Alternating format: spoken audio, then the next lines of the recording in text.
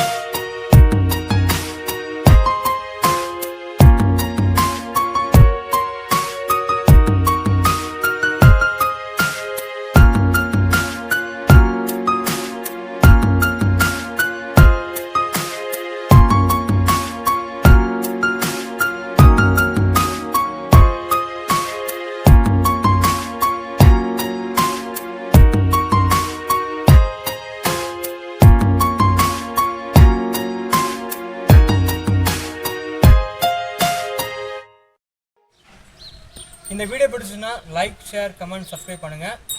அடுத்த வீடியோவில் உங்களை சந்திக்கும் வரை உங்களிடம் இந்த விடைபெறுவது நெல்லை செய்து. பாய்.